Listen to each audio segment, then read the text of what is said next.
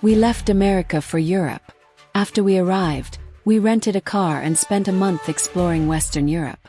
From bustling capitals to quiet villages, we drove scenic routes that passed vineyards, coastal roads, and mountain views. In the video you'll see the places we visited, the route we took, and highlights from each stop. Museums, historic sites, and magnificent cathedrals, along with a few practical tips on driving and where we stayed.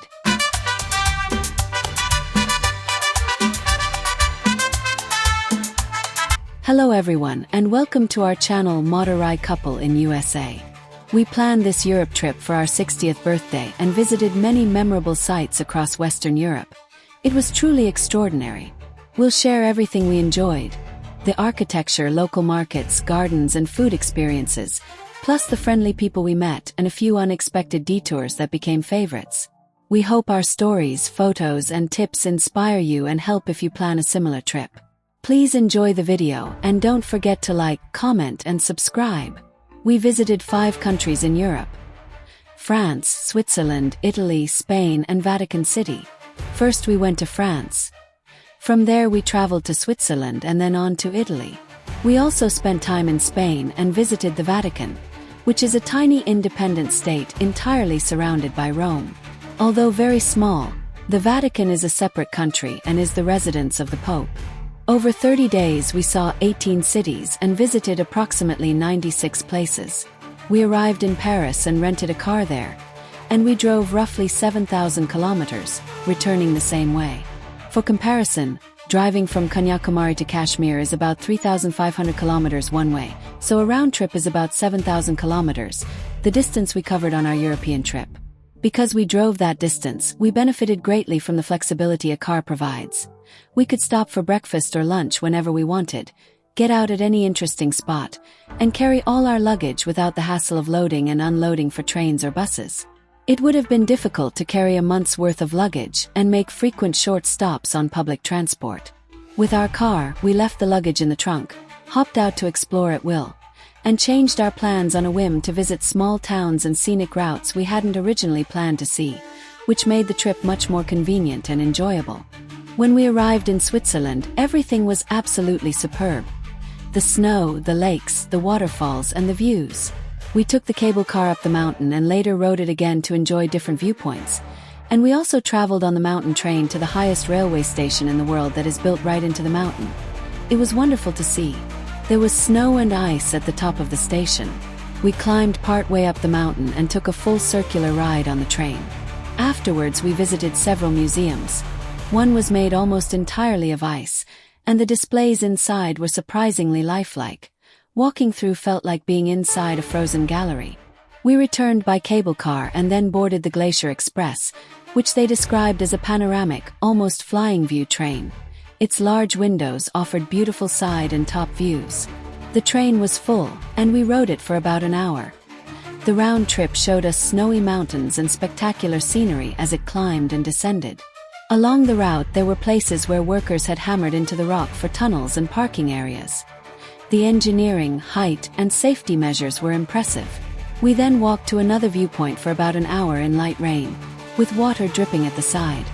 Below us the Fulla River turned and the Fulla waterfall plunged from the mountain. Those falls were breathtaking.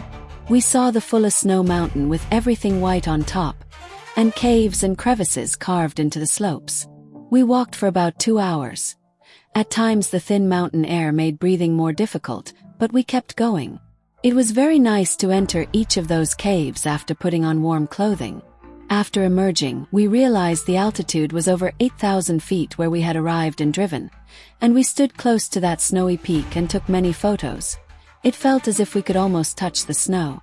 Nature provided an incredible drive and we were able to get so close and enjoy it so much.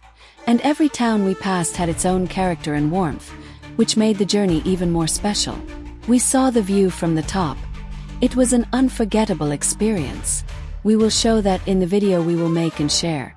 There are many photos and clips of us standing there. It was wonderful. We enjoyed the driving and then continued from Switzerland to Italy, savoring the scenery, the climate, and the natural beauty. It was a very memorable trip, and we will definitely share it with you in the next video. We saw many paintings and statues in France, Italy, and Spain. Many of the paintings, some said to have been created 3,000 years ago when the Romans arrived, were very artistic and impressive. The statues were large and beautiful. If you look at them straight on, the composition of each statue is striking. When you study each work of art, it felt like watching a 70mm film in a theater. Such large picture frame images.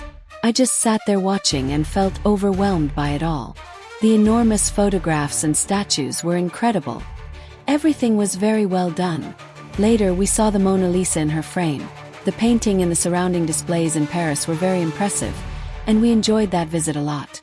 We will provide a full one-by-one video of everything. And we can't wait to share the videos and photos so you can experience these masterpieces with us. We visited 3 of the world's wonders in Europe. First, we came to the Eiffel Tower and saw it in its entirety. It was beautiful, especially at night when it is illuminated on a schedule. The lights were spectacular, and the display lasted about an hour. We enjoyed it very much. Next, we visited the Leaning Tower of Pisa. You can climb several levels, about 7 floors, and it was quite scary because of the height and the tilt, but also amazing and unforgettable. Finally, we went to the Colosseum in Rome. It is an ancient arena that once held crowds for events. There was room for about 80,000 people to sit and watch at once, whereas our Chennai cricket stadium holds only around 38,000. The Colosseum was built over 2,000 years ago by the Romans, and it has been preserved and maintained carefully. We saw everything and kept those memories. We will share videos of all this in the coming weeks. We are showing you every video. Watch them and I think you will definitely enjoy them as much as we did. Standing at the top of these monuments and looking out over the cities gave us a powerful sense of history and perspective. We visited many churches on our European tour. Most of them are between 1,000 and 1,500 years old. Some were built about 1,500 years ago. All of them are very beautiful, and the artistic techniques and attention to detail are much like those in our temples. The art is similar. They are exquisitely painted, and if you look closely at every detail you will appreciate them. We saw the second largest church in the world and then climbed to its dome. We went to another church that was built almost entirely of lava stone. The stones are the product of ancient volcanic activity, and the building is made wholly of that material. When we arrived at that lava church, it was very beautiful to see.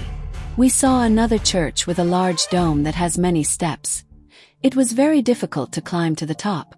When we finally reached the summit, it was even more crowded, and I was very tired and wondered why I had climbed, but I was also curious, so I took all those steps. There is another church there that was begun in 1882. They have been building it for generations and are still working on it. I don't know when it will be finished. They are planning to complete it in 2050. Outside you can see artwork that tells the life of Jesus in great detail. By looking at it you can follow the full story of Jesus, scene by scene, drawn so meticulously. Then we came to the church where the Pope lives. We saw that too, and it was very impressive. Different churches offered different experiences, every one memorable, and we enjoyed them very much. We hope you will enjoy seeing them as well. As my wife said, we visited 5 countries. People in those countries generally do not speak English.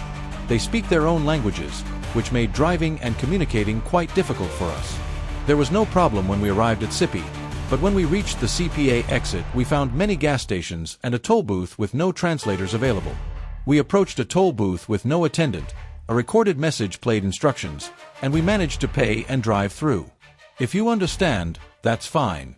Despite the language barrier, we learned to rely on signage, apps, and gestures, which helped us navigate successfully. Introdurre il biglietto. Introdurre il denaro o la tessera. Avvicinare la carta al lettore o introdurre una carta, una tessera o il denaro. Prego attendere, validazione carta in corso. Have you understood? If you understand, it's okay for me.